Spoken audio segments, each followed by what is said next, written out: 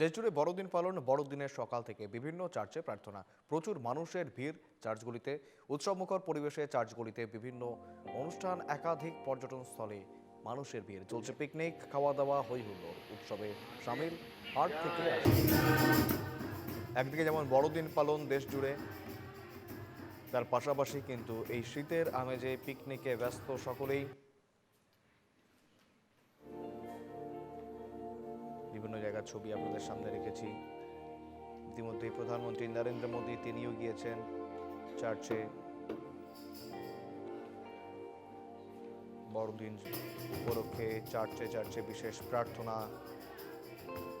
এবং Christmas Carroll থেকে শুরু করে সব, কেক, সব মিলিয়ে একদম জমজমাট বড়দিন। চার্চে চার্চে ভিড় মানুষের।